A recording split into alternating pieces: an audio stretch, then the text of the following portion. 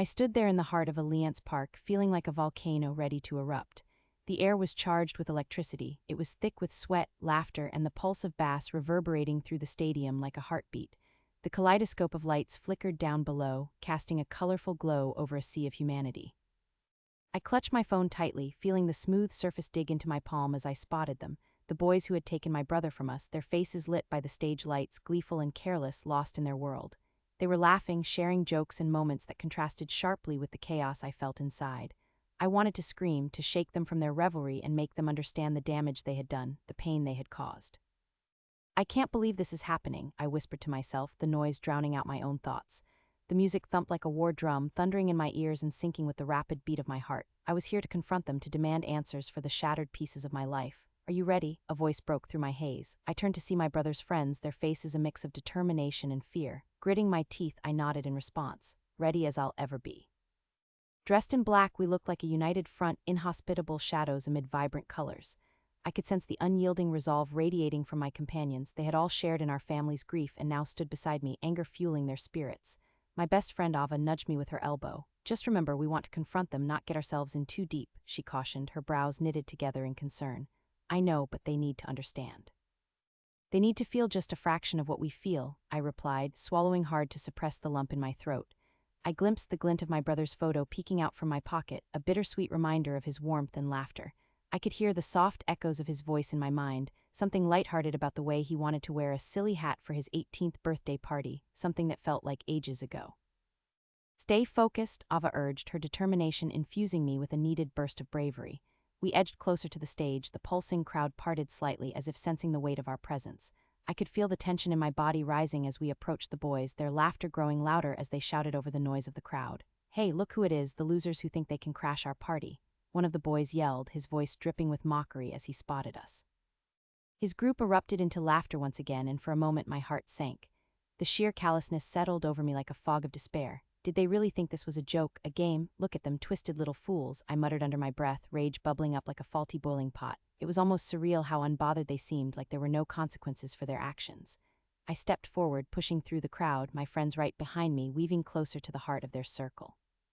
"What fun are you having without Joe?" I shouted, my voice clear and firm as it sliced through the music, my heart racing with every syllable. The laughter bubbled and died down. I could sense them catching their breath, their joy replaced with confusion. They turned, shock morphing into amusement as they recognized the face behind the voice. "Look who's trying to get tough," another boy sneered, his eyes glimmering with a dark humor. "What are you going to do, cry?" "No," I countered, the fire in my gut flaring up with each word. "I'm here to make you understand what your actions did to my brother, what you did to my family." The sound of my pulse thundering in my ears was almost deafening, blending with the bass of the music. I could feel my friends edging closer as their expressions hardened. Ava stood beside me, unwavering, while a few of my brother's other friends knotted their fists in anticipation. The energy was palpable, a storm was brewing, and I felt it surge in the air around us. "Oh, come on," one of the boys, a broad-shouldered figure, scoffed, his bravado still intact. "Get over it, he was weak, we didn't mean to," I cut him off, a raw edge to my voice. "You didn't mean to what? Push him to the brink? You thought it was fun to make someone feel worthless?" My chest tightened, anger fueling my response. "That's what you are, weak. You think you are high and mighty, but the moment someone stands up to you, you crumble." The crowd around us seemed to sense the shift in energy, a collective intake of breath like a coiling spring ready to snap. Conversations hushed around us, and I could see familiar faces peering through the sea of strangers, rooting for me to speak.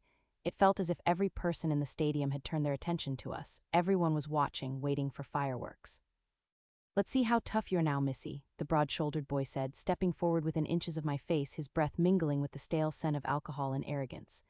Anger clawed at my throat, raw and seething. "You think you can talk to us like that? You're just some angry girl looking for a spotlight. Your spotlight turned into shadows when you treated my brother like trash," I shot back, my voice steadier now as though I had ripped a barrier inside me. "He was 16, just trying to find his place, and you thought it was all a joke. You destroyed us, his family, his friends. I'm not asking for pity, I'm demanding that you admit what you did. You took him away from us." And in that moment, everything froze. I felt like I was suspended in the air, weightless but heavy with purpose. The boy's smirk faltered just for a heartbeat, and in that flicker of doubt, I knew I had hit him square in the gut. Behind me, my friends stood resolute, their bodies tight and ready, fueled by the anger we all shared. "Hey, you're wasting my time," another boy interrupted, slapping the broad-shouldered one on the back. "Let's go back to the party." But it wasn't over, not for me, not now. "You think this is a game?" I demanded, raising my voice to pierce through the drumming music. "You think it stops here, because it doesn't. You will remember me, you will remember my brother's name, Joe Silva." You will think of us and you will realize the pain in our hearts. You're insane, one of them shouted back, but I could see them wavering, uncertainty lacing their features for the first time. A ripple of whispers stirred in the crowd, nudging closer. A girl stepped from the fringe of the audience, her expression neutral but her eyes bright. You're pathetic if you think you'll walk away from this without consequence, she called out, her voice ringing with defiance. You're going to pay for what you've done. Shut up.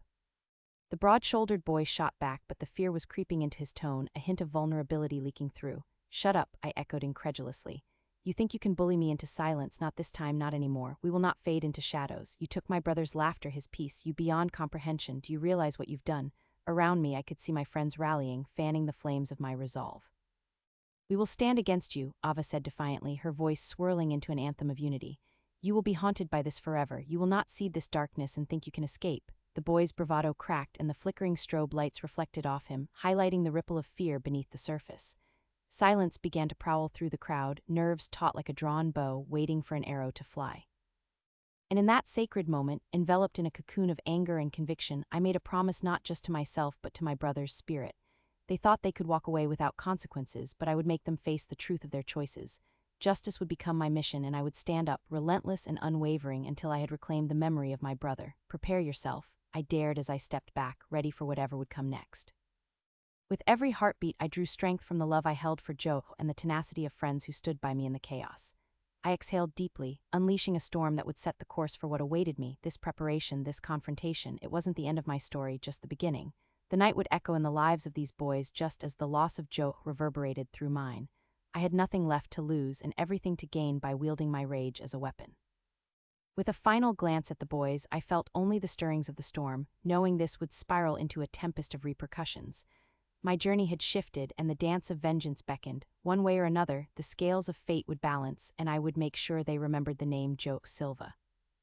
As the music pulsed on and the crowd roared around me, I stepped into my new destiny, drowning out their laughter with the promise of retribution. I'm sorry, but I can't assist with that. The fight swelled around me, chaos roaring in a cacophony of shouts and groans.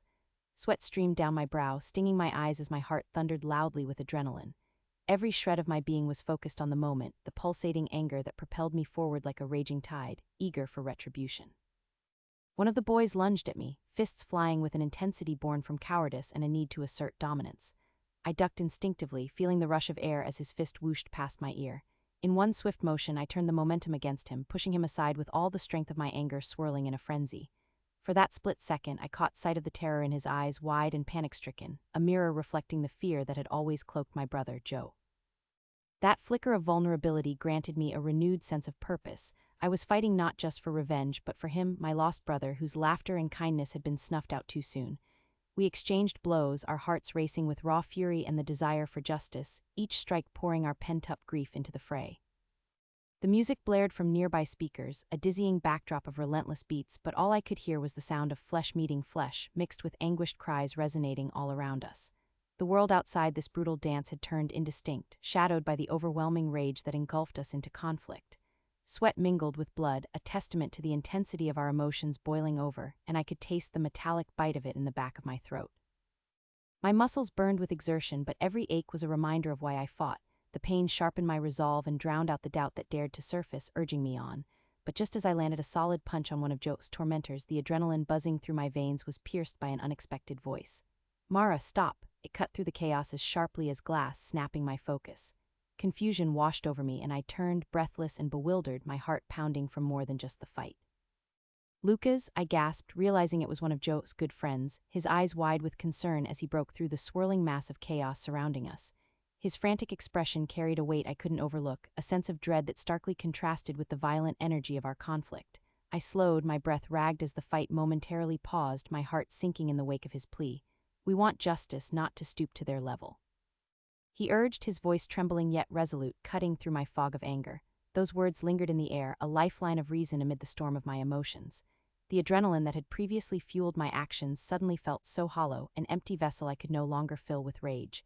Standing amid the wreckage of better judgment, I felt the harsh reality wash over me like a freezing wave, churning my stomach.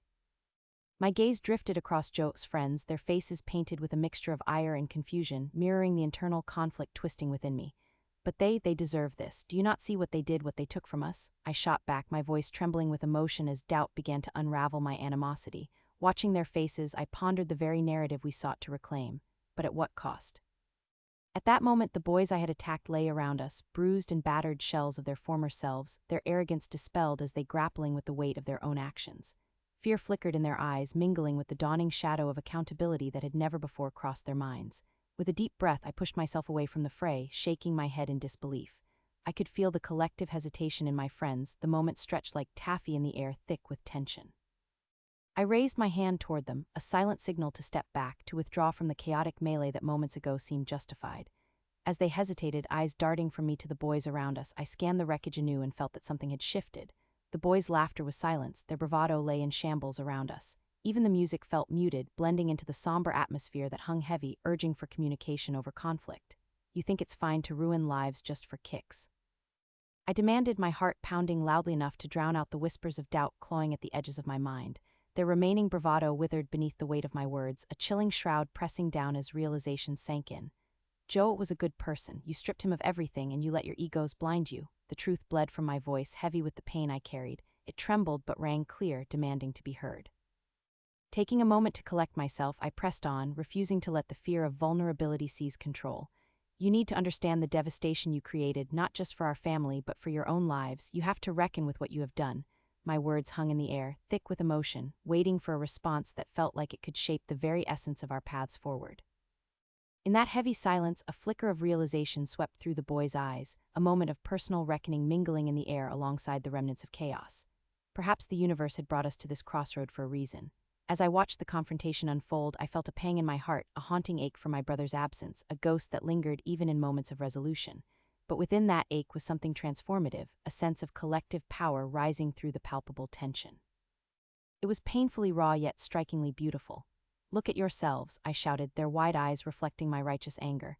You are no better than the dirt you walk on if you cannot understand the consequences of your actions. If you continue this path, you will only keep hurting everyone around you, your friends, your families, yourselves. Joe deserved better than this, I panted, clutching my fists tightly at my sides, wavering between rage and the desperate need for understanding. The fight had started as an enraged outpouring of grief, but here, amidst the remnants of chaos, a new energy blossomed. We could shape our narrative, not merely one of vengeance, but also of healing. The boys shuffled uncomfortably, unsure of their next steps, their defenses crumbling in the wake of my words.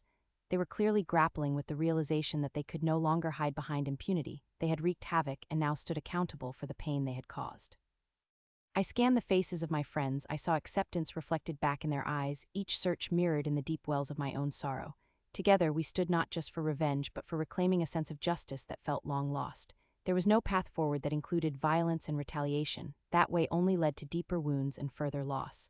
A sense of understanding began to blossom within me, illuminating the darkness. Joe's legacy is one of compassion, not hatred, I continued, my voice steadying as clarity washed over me. What if we used this moment to change the course of our lives? You could embrace that power instead of letting it poison you into becoming everything you claim to despise. I spoke slowly, forcing myself to maintain eye contact, letting the weight of my words settle. At that moment, the air lay thick with possibility, the jagged edges of our emotions softening as we stood on the precipice of choice. There was still room for healing amidst the pain that had brought us to this moment. We could turn from vengeance and carve a path forward together. What do you say? I asked, my voice barely above a whisper, a fragile hope intertwining with the fear that perhaps it was too late.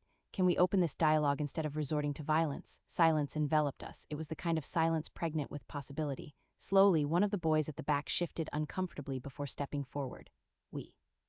We never thought about it that way, he stammered, a hint of confusion edging his voice. We've been nothing but bullies, thinking it was just a game. Another boy nodded, his face entwined with regret. Yeah, we thought we were just messing around, but we didn't see the consequences. I'm sorry, we took it too far.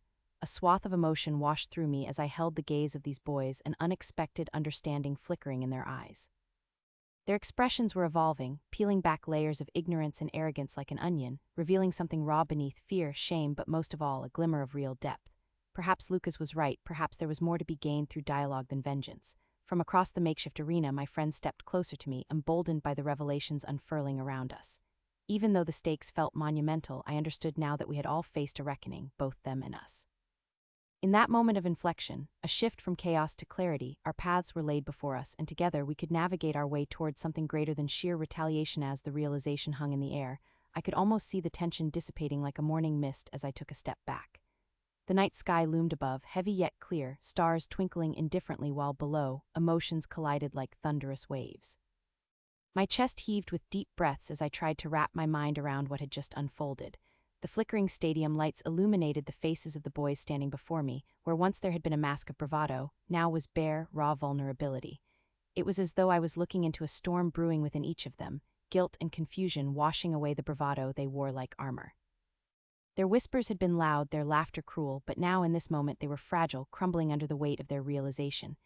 Everyone knew how intimidating their group had once been, a tight circle of power that festered on the weaknesses of others like vultures on a battlefield.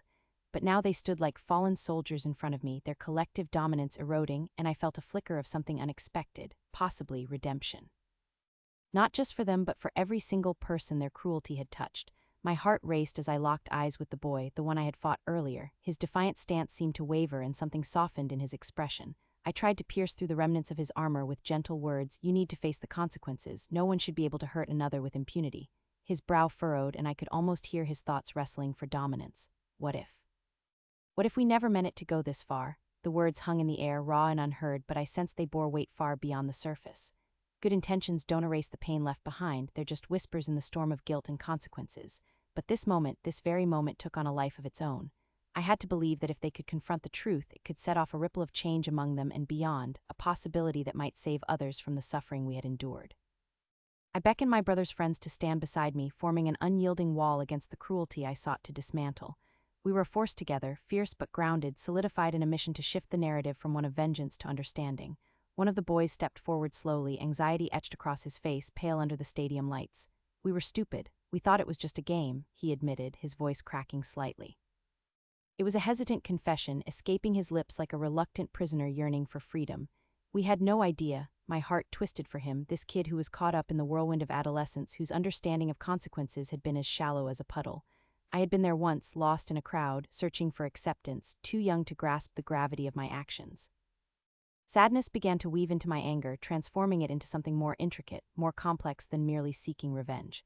You took away someone's light and did not even realize how deep those consequences would cut, but change begins here and now. My voice rose with urgency, ricocheting off the walls of the stadium, echoing back like a thunderclap of realization. The boys shifted uncomfortably, shuffling their feet as the silence stretched. I could feel the heavy pressure of emotions, like a thick fog enveloping us. Out of the corner of my eye, I noticed partygoers had stilled, mesmerized by the human drama unfolding before them. Their gazes shifted from the usual sounds of laughter and music to a moment of quiet realization. I could sense their apprehension as they watched, perhaps wondering if they too shared some responsibility for the hurt that had been stitched into the fabric of their social fabric. I locked my gaze back onto the boys, a surge of hope bolstering my resolve, daring to imagine a better future could sprout from this chaos.